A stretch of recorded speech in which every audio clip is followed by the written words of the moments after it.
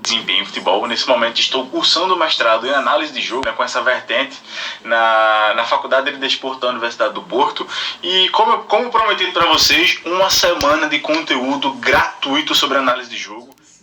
Vai começar a semana da análise tática pelo gol, né? Todo mundo quer ver a bola na caixinha, eu também quero. Então é sobre isso que eu vou conversar com vocês hoje, beleza? Então, antes de começar, alguns breves avisos. 4-3-3 para depois atacar os espaços, beleza? Para depois tentar atacar os espaços. Ela perde a... O Brasil é uma potência no agronegócio. Analisa adversária, da meta adversária, quando ela já está próximo da finalização. Então, primeiro terço, segundo terço, terceiro terço. Então a gente já entendeu que o campo ele pode ser dividido em corredores, como ele também pode ser dividido em zonas, né, em setores. E aí a gente pode geograficamente identificar onde uma jogada acontece. Então, por exemplo, a minha equipe ela estava numa saída de jogo ali no primeiro terço, no corredor lateral esquerdo. Então eu já consigo, na minha mente, imaginar em que lugar do campo aquilo estava acontecendo, sem precisar visualizar a imagem, sem precisar ver o jogo. Só de ouvir alguém falar. Eu já sei que ela está mais ou menos ali, próximo da área do lado esquerdo, né? Já tenho uma boa noção geográfica. Beleza? Isso é importante para que a gente consiga mapear e identificar padrões de uma equipe, né? Conseguir descrever em que local do campo aquela ação estava ocorrendo, estava acontecendo, beleza?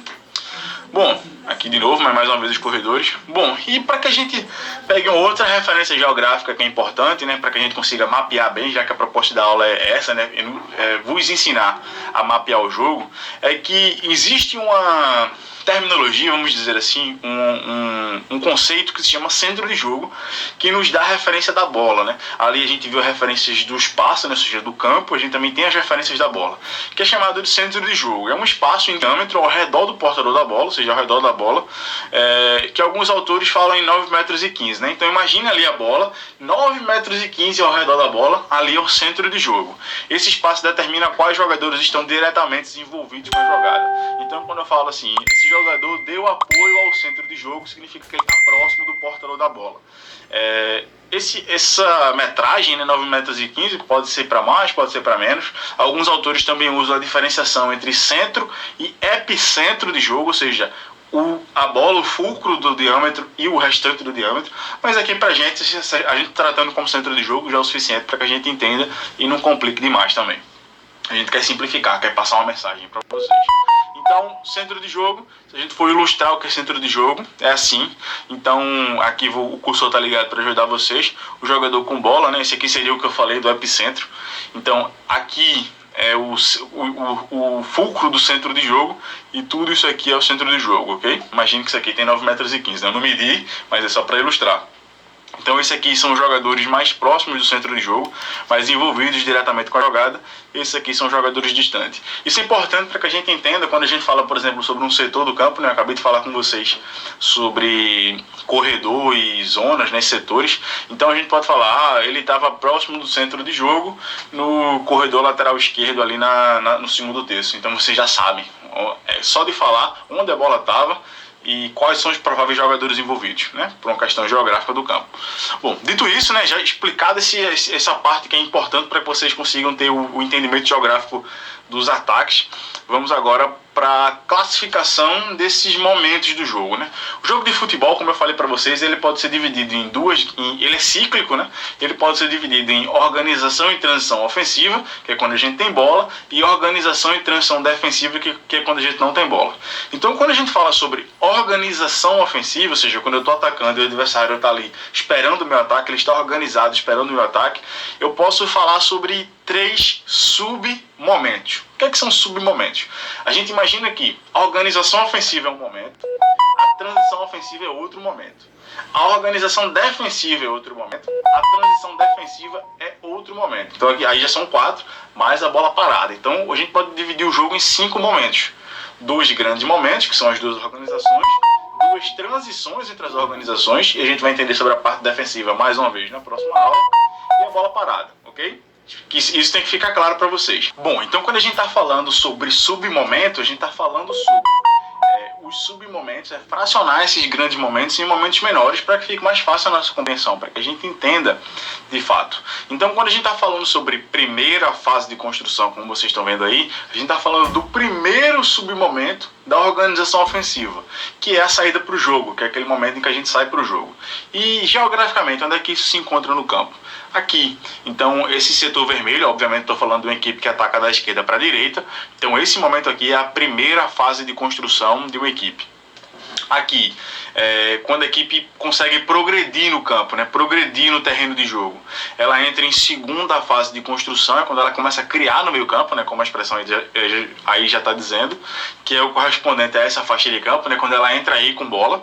E por último, quando ela entra no último terço, né, quando ela entra em zona de finalização, é quando ela já está próximo de fazer o gol, ok? Ela já está próximo ali da baliza adversária, aí ela já está entrando em zona de finalização, que é o correspondente a essa área aí também mais escura, né? Se fosse da direita para a esquerda, seria o contrário, obviamente.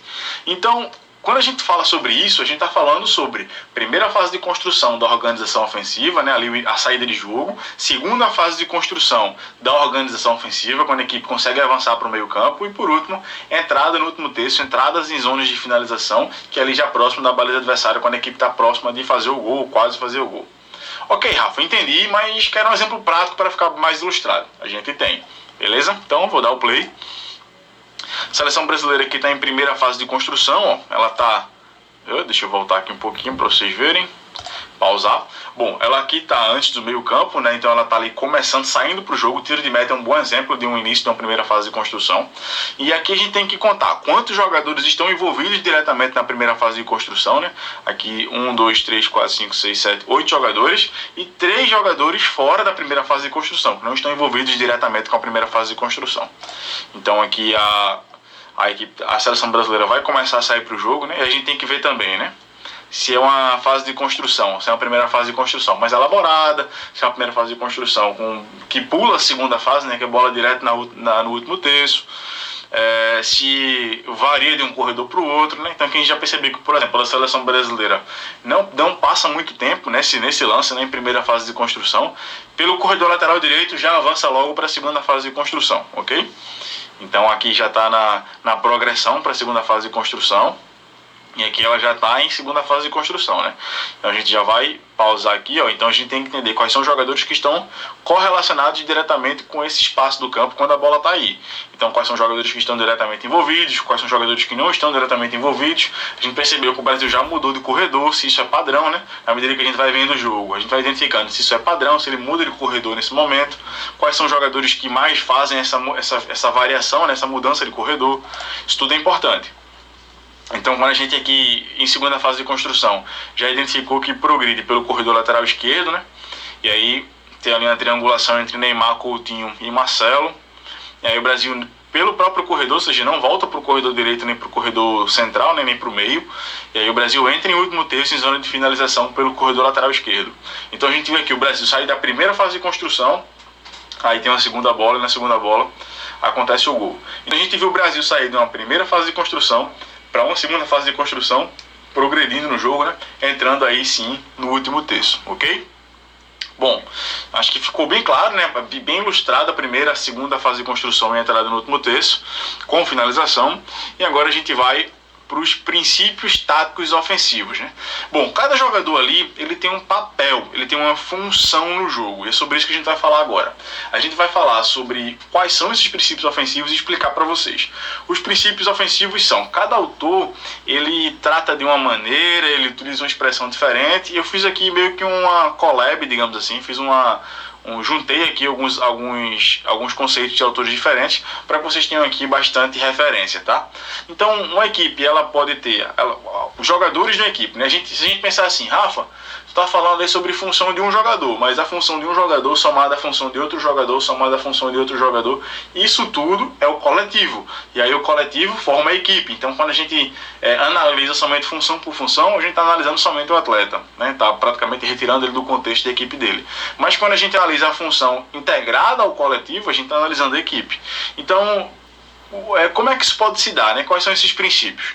Apoio, mobilidade, penetração, infiltração, cobertura ofensiva, amplitude, profundidade, ultrapassagem e compactação. O que é apoio, né? Lembra aquilo que eu falei sobre centro de jogo, sobre estar próximo do centro de jogo? Quando eu estou próximo do centro de jogo, eu sou uma linha de passe para quem tem bola para frente, eu sou um apoio, eu sou uma possibilidade de progressão para aquela equipe. O que é mobilidade? A gente tem mobilidade individual e mobilidade coletiva, né? Mobilidade é a capacidade de se mexer dentro do campo, né? A capacidade de variar a estrutura que aquela equipe tem, né? Seja a mobilidade de um atleta de se mexer para vários lugares do campo, né? Passando pelas fases de construção, seja da equipe de hora está mais próximo, hora está mais distante, hora está mais de um lado, hora está mais do outro. Quando a gente fala sobre penetração, a gente está falando da condução de bola, né? A capacidade que o atleta tem de penetrar a área adversária, por exemplo, com condução, vencendo duelos ali, né? De 1 contra 1, de 1 contra 2. Então, penetração. Infiltração é quando eu faço os movimentos sem bola, né? Quando eu faço movimento de ruptura, movimento de tentar entrar ali na defesa adversária, com movimentos de infiltração, né?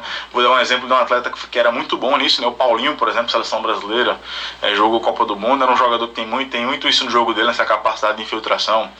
Cobertura ofensiva, né? São jogadores que estão atrás da posse da bola, né? São os apoios atrás da posse da bola, que vão te ajudar a circular o jogo, né?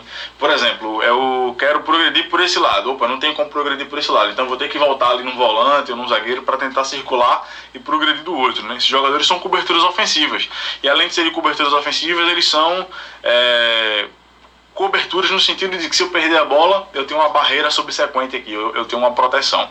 Bom, amplitude, né, a capacidade que a equipe tem, né, de ter dois jogadores o mais próximos possíveis da linha lateral, né, ou seja, a distância que o meu jogador mais próximo da linha lateral direita está para o meu jogador que está mais próximo da linha lateral esquerda, né? Então a distância entre esses dois jogadores é a amplitude na minha equipe. A minha equipe pode ser pouco ampla ou muito ampla, dependendo da minha ideia, né? Profundidade os elementos da minha equipe que estão mais próximos da linha de fundo adversária, da baliza adversária, né? Então, por exemplo, o centroavante é um jogador que geralmente joga em profundidade, né? Ele joga o jogador mais próximo da baliza adversária. Isso determina o quão profunda a minha equipe é, né? Se ele é o último jogador na minha estrutura, ele é o último jogador da minha equipe nessa altura do campo. Ultrapassagem, né, é a capacidade que um atleta meu tem de passar do portador da bola, dando uma linha de passe em progressão para ele, né? Que é muito comum, um movimento muito comum dos laterais. Muita gente chama de overlap também, né? Ou seja, o meu ponta tem bola, o meu lateral ultrapassa para que seja uma opção para frente, para que o meu ponta consiga achá-lo em linha de fundo para cruzamento, por exemplo.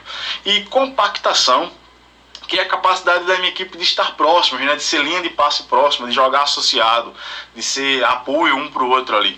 Então, de maneira mais coletiva, né? De 2, 3, 4 jogadores. Então, isso é compactação. Então, esses são os princípios ofensivos que eu quero apresentar para vocês. E a gente vai ver esse mesmo vídeo do Brasil agora, a partir de uma outra perspectiva, a partir da perspectiva dos princípios, ok? Vamos lá. Então, aqui eu vou dar o play. Aqui a gente já vai começar com a compactação ofensiva. Aqui, quão compacta a equipe é, quão próxima essa equipe é. A gente vê 8 jogadores da seleção brasileira nessa primeira fase de construção próximos, compactos, né? Mobilidade, então a capacidade que o atleta tem de sair, o William ponta, né? De baixar, de se deslocar em relação à estrutura da sua equipe, né? Gerando mobilidade para ele, mobilidade para a equipe, né? Fazendo com que a equipe progrida. Cobertura ofensiva, né? Então o jogador tem bola, os passes que ele pode dar para trás caso não consiga progredir para circular o jogo, né? Então isso tudo, apoio, né? Ou seja, o jogador próximo do centro de jogo que me dá uma linha de passe para frente, né? Que me faz progredir o jogo. Então a gente já tem todos os princípios sendo apresentados aí.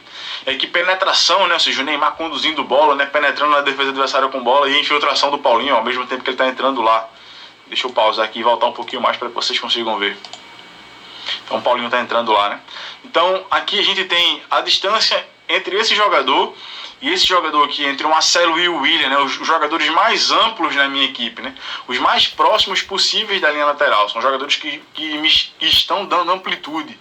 Então aqui é a amplitude do lado direito e a amplitude do lado esquerdo. Essa amplitude pode ser próxima, né, curtinha, como é o caso da seleção brasileira, uma amplitude média, digamos assim, mas o William, por exemplo, podia estar bem aqui, ó, encostado na lateral, para dar uma amplitude maior, e aí fazer com que, por exemplo, a defesa adversária abra mais. Em compensação, ele ia estar mais próximo, ele ia estar mais longe da baliza, né? Então é uma espécie de perde-ganha. Futebol é um cobertor curto. profundidade, né? O jogador, que aqui no caso é o Gabriel Jesus, o jogador que está mais próximo da baliza adversária, o jogador que está dando preocupação ali para os zagueiros, ele é a profundidade da equipe, né? E aqui a gente tem também o movimento de ultrapassagem do Marcelo, então o Marcelo aqui ao mesmo tempo, ele é amplitude e ele também está ultrapassando, ele está saindo de trás para pegar uma bola no ponto futuro, digamos assim, né? No corredor lá na frente para um cruzamento. E aí ele consegue fazer o cruzamento. E aqui eu também poderia colocar o Coutinho, né, que é quem faz o domínio, como cobertura ofensiva, mas como já tinha ilustrado antes.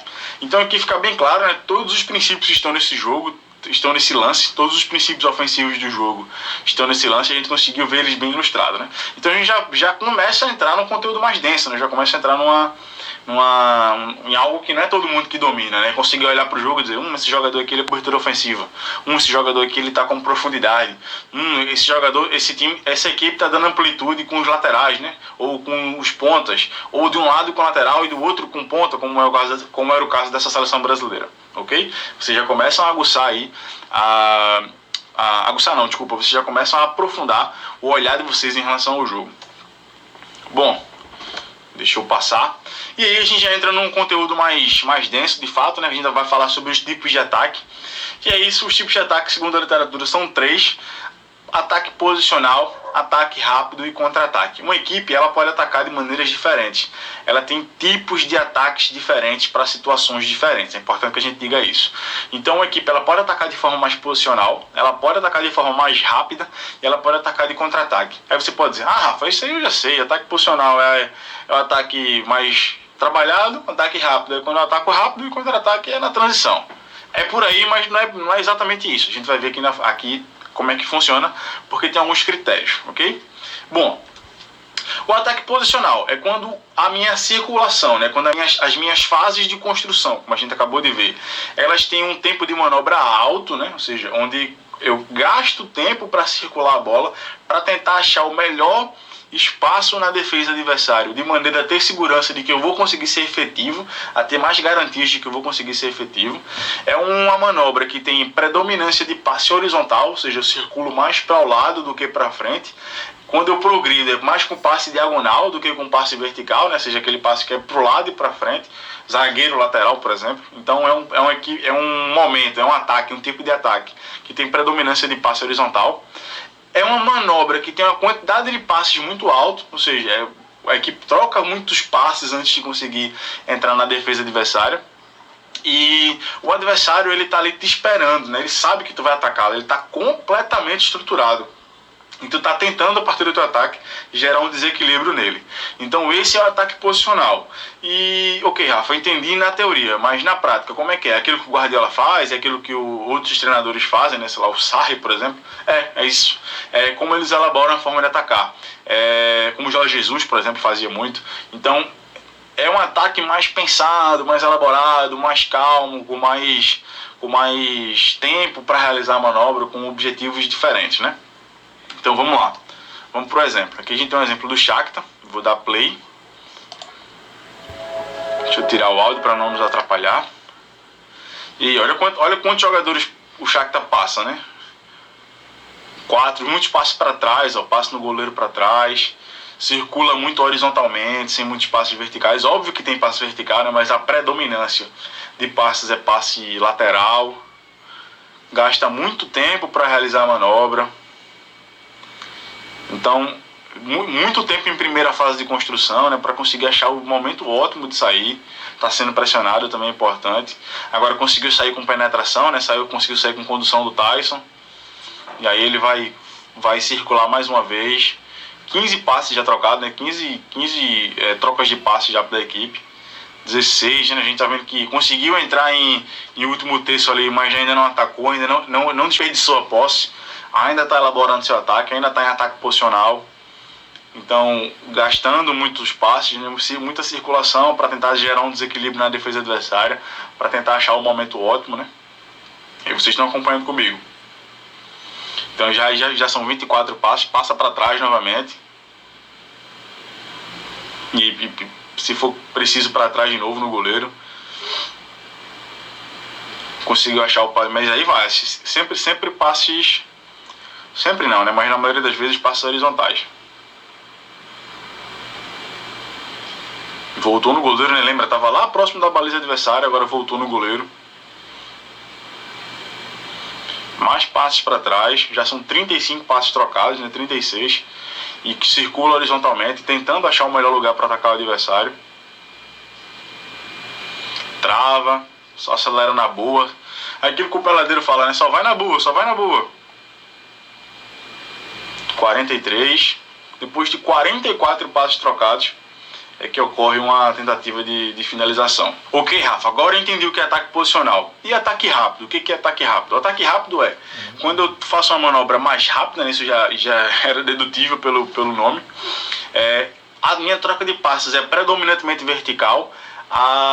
Eu tenho uma troca de passes ali na quantidade média, razoável, não tão longa como um ataque posicional, né? Não tantos passes como um ataque posicional, mas também não é rápido demais, não é sempre vertical. Eu tenho ali um outro passe horizontal. E meu adversário, ele não está completamente desestruturado, mas ele também não está completamente estruturado, né? Ele está no meio termo, na metade do caminho, ele está parcialmente estruturado. Então, um ataque rápido tem essa característica, né? Ok, Rafa, tá, mas e na prática, como é que é? Vamos ver. Aqui a gente tem um exemplo da Juventus. Vou dar play aqui, ó. Já tá sem o áudio. Então a Juventus recupera a bola. Então aqui a gente já aprendeu uma coisa, né? A Juventus aqui entrou em transição ofensiva, tá? Aqui a gente já conseguiu identificar isso. Ela entrou em transição defensiva, ela vai querer atacar rápido os espaços. Mas o que é que acontece? A Napoli consegue ser efetiva, ó. A Napoli consegue aqui um desarme e consegue fazer com que a sua equipe se estruture parcialmente.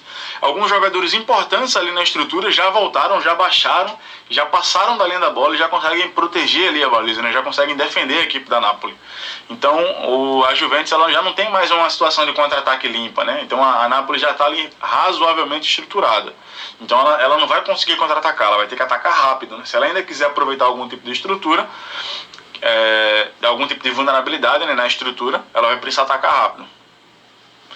Então eu vou dar play. Aí tem disputa pela bola, passe para trás, olha, um passe de cabeça para trás. Então aqui a gente já vê a Napoli com 1, 2, 3, 4, a linha de 4 já montada.